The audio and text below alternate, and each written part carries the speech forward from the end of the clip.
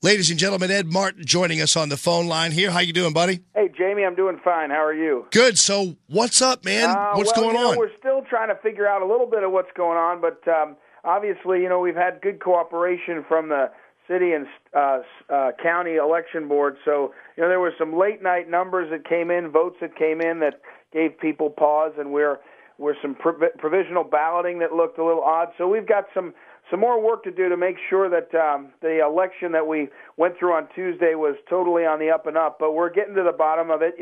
One of the big questions you may have seen, Jamie, was why the database that Robin Carnahan maintains is down. And that was down for about 6 hours on Election Day. And we've been getting a lot of people calling saying they saw or were part of strange occurrences, people voting that maybe shouldn't have, and things like that. So, we as you know, Jamie, you saw, I never run for office. We put together a campaign that had literally thousands of people who were new to the process and wanted to get involved, and we're trying to make sure we check every box and look into everything before we sort of agree that the election. But, I'll tell you, the election looks like we're down 4,400 votes, and as I said right away, if those numbers hold, obviously, I'll be happy to congratulate Congressman Carnahan, encourage him to work with the new majority. But I think we owe it to the people that got involved to make sure everything looks right. And there's still a few questions out there. Well, most certainly. I mean, you ran a really hard campaign, and I don't blame you at all for wanting to make sure that everything was done right. I mean, my goodness gracious, you didn't come this far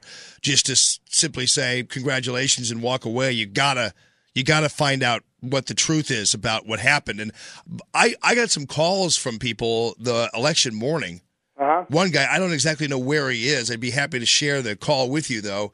And he called in and said he showed up at a polling place and he was no longer registered. He wasn't even on the list anymore. Yeah. So, yeah, I mean, there was a lot of that. One of the things that's sort of breaking now, there was this, at the election board downtown, there was some sort of strange power struggle where the chairwoman, Eileen McCann, hired people and had separate lawyers and all these things. I don't know. At the end of the day, WashU right now is looking into it. It seems like a bunch of the students at WashU were not allowed to vote, and we're not even given provisional ballots. So it seems like there's a lot of strange things. I think at a certain point pretty soon we're going to have to look at whether there's enough things going on that would make a difference of 4,400 votes. But I think a lot of people out there are sending us emails and calling and saying, can you look into this and can you look into that? And I think we've been very upfront that that's something we're going to do, and we're going to see what's going on. Now, when you look at reasons that for the 4,400 vote difference, yeah. I've gotten a couple of people who emailed me and said, one of the issues was that Ed was just seen as a Tea Party candidate as opposed to just a regular old candidate. And the third,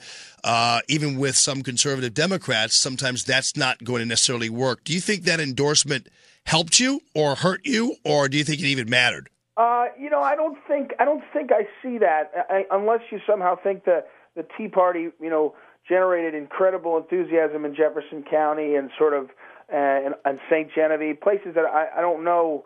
I don't know. I think it's one of the things that I think the Tea Party endorsement myself helped in the sense that there was energy, excitement, and new people involved. Yeah.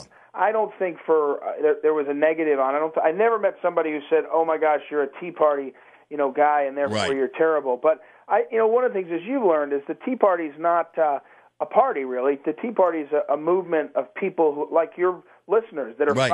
Fired up about the direction of the country. So I think all in all it was a positive. But I think that there's going to be a lot of looking back and wondering. But we had a great grassroots effort of thousands of people, and I think that was in part due to that Tea Party energy. Yeah, in fact, I would probably also say that the fact that you came as close as you did in a predominantly Democrat district, obviously, was due in part to the fact that you did have some support from the Tea Party, and the grassroots actually was very, very much a supporter of you, not just the Tea Party. And also Democrats. I mean, remember, this was the district that was drawn for Dick Gephardt. I mean, this was to make sure he never lost his seat. So to get so close is an amazing thing, more amazing than maybe we could have believed. But, of course, we expected to win. So yeah, I thought for sure you were going to win. I told you the day before the election or so, I thought you'd win by 1,500 votes. It'd be close. But anyway, still might happen. We'll see what happens. And we're with you. And just give us a call when you know something more. All right. Thanks, Jamie. All Talk right. to you. That's Ed Martin.